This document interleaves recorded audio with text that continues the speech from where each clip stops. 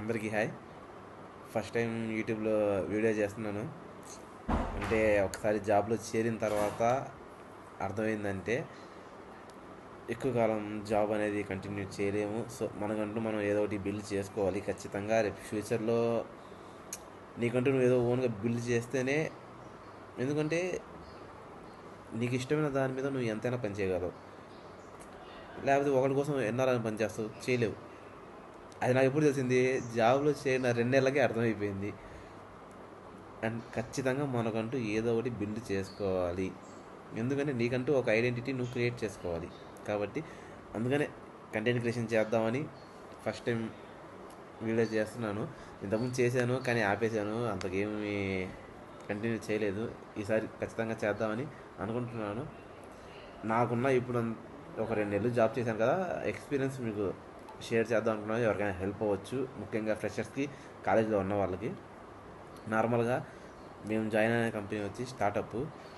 ఒక కంపెనీ యొక్క ఎక్స్పెక్టేషన్ ఎట్లా ఉంటుంది అంటే, ఒక ఫ్రెషర్ దగ్గర నుంచి నువ్వు ఏదైనా సరే త్వరగా నేర్చుకోవాలి.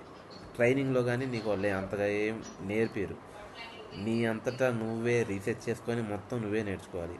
ఇంకోటి, నీకు వచ్చిన టెక్నాలజీలో వాళ్ళు వేస్తారా అన్నది కన్ఫామ్ లేదు. వాళ్ళకి ఎక్కడ నీడ్ ఉంటే అక్కడ వేస్తారు. అది మన చేతిలో లేదు. వాళ్ళు ఏది నేర్చుకోమంటే అది నేర్చుకోవాలి, వాళ్ళు ఏది చేయమంటే అది చేయాలి. ఇంకోటి, చాలామంది అనుకుంటున్నారు కదా ఏఐతో చేసేయచ్చు మొత్తం కోడింగు. నిజమే, మా కంపెనీలో ఆల్మోస్ట్ ఖచ్చితంగా చెప్తున్నా కదా, ఏ కంపెనీ అయినా కోడింగ్ చేసేది ఏఐ యూజ్ చేసే. ఎందుకంటే చేత్తో రాసి నువ్వు కోడ్ బిల్డ్ చేయాలంటే చాలా టైం పడుతుంది. కానీ అదే ఏదో బిల్డ్ చేసామనుకో, కొంచెం త్వరగా అయిపోద్ది, ఈజీగా అయిపోద్ది. అండ్ ఫాస్ట్, అంటే బిల్డింగ్ అనేది కొంచెం ఫాస్ట్గా ఉంటుంది. దానికోసం ఏ యూజ్ చేస్తారు. దానికోసం చాలా టెక్నాలజీస్ ఉన్నాయి. లైక్ యాంటీ గ్రావిటీ ఉంది, కర్సర్ ఉంది, క్లౌడ్ యూజ్ చేస్తారు, చాట్జిపిటి యూజ్ చేస్తారు, గిటప్ కోపైలట్ యూజ్ చేస్తారు, చాలా యూజ్ చేస్తారు. అవన్నీ మీకు ఖచ్చితంగా యూజ్ చేస్తారు మీరు కంపెనీకి వచ్చిన తర్వాత. ఎందుకంటే ఒక కంపెనీ పని త్వరగా కావాలని అనుకుంటుంది. కాబట్టి నువ్వు ఫాస్ట్గా చేయాలి, ఎంత వీలైనంత త్వరగా.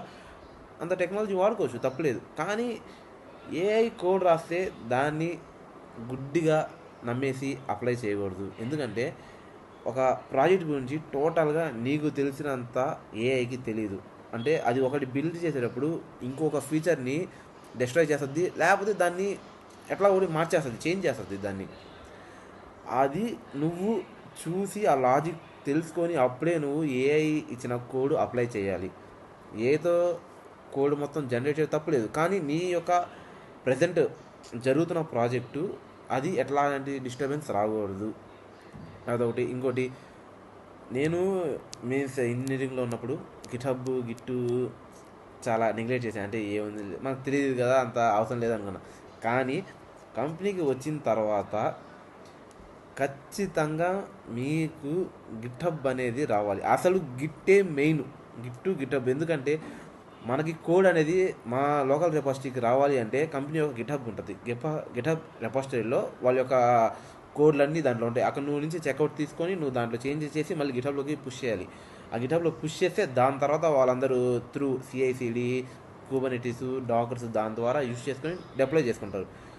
అందుకని ఇప్పుడు నార్మల్గా నేను చేసేది ఏంటంటే జావా ఫుల్ స్టాక్ మీద.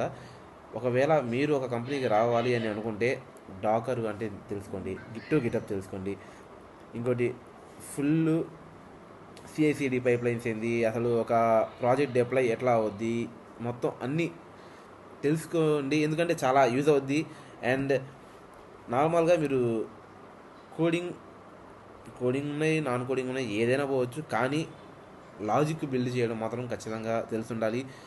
ఇంకోటి, స్టార్టింగ్ మనకి ఏం తెలీదు, కానీ వాళ్ళ నేర్చుకునే అంత వాళ్ళకి మన క్యాపబిలిటీ చూపించాలి. అండ్ ఇంకోటి వచ్చి ఏంటంటే, సరిగ్గా మాత్రం నార్మల్గా వాళ్ళ చేతిలో ఉంటుంది. నార్మల్గా మన జాబ్ మొత్తం మనం చేసిన, అంటే ఎట్లా అంటే చాలామంది అడాప్ట్ చేసుకోలేకపోతారు, కొంతమంది అడాప్ట్ చేసుకుంటారు, కొంతమంది లేట్గా అడాప్ట్ చేసుకుంటారు. కానీ కంపెనీ ఎక్స్పెక్టేషన్స్ మన మీద చాలా హైగా ఉంటుంది. నువ్వు ఒక ఫ్రెషర్ అయినా కానీ నీ మీద ఎక్స్పెక్టేషన్ ఎట్లుంటుంది అంటే, వాళ్ళకి ఒక 1 year ఎక్స్పీరియన్స్, 2 year ఎక్స్పీరియన్స్ లాగా ఉంటావు, అంత ఎక్స్పెక్టేషన్ ఉంటుంది. నువ్వు ఆ ఎక్స్పెక్టేషన్స్ వాళ్ళకి చూపించాలి. అంటే వాళ్ళకి చూపించాల్సింది ఏంటి అంటే నేను అంటే వాడు ఏ పని ఇచ్చినా చేయగలడు. ఎట్లాగో ఒకటి ఎత్తుక్కుంటాడు, చాట్ జీపీటీ యూజ్ చేస్తాడు, లేదా ఏ యూజ్ చేసుకుంటాడు, సీనియర్స్ని అడుక్కుంటాడు, ఎట్లా ఒకటి చేసి ఆ పని కంప్లీట్ చేయాలి. ఇంకోటి, నువ్వు రాస్తున్న కోడు నీకు ఖచ్చితంగా అర్థం అవ్వాలి, నువ్వు వేరే వాళ్ళకి ఎక్స్ప్లెయిన్ చేసేటట్టు ఉండాలి. లేదు గుడ్డిగా ఏ చేసింది, నేను అప్లై చేశాను, ప్రాబ్లం సాల్వ్ అయిపోయింది అంటే రేపు దాని మీద ఇంకో ఇష్యూ వస్తుంది, ఏదో ఒకటి వస్తూనే ఉంటుంది ఖచ్చితంగా. ఒక ఇష్యూ సాల్వ్ చేసి ఇంకోటి ఇష్యూ వస్తూనే ఉంటుంది. దాన్ని నువ్వు డీబగింగ్ చేయాలి.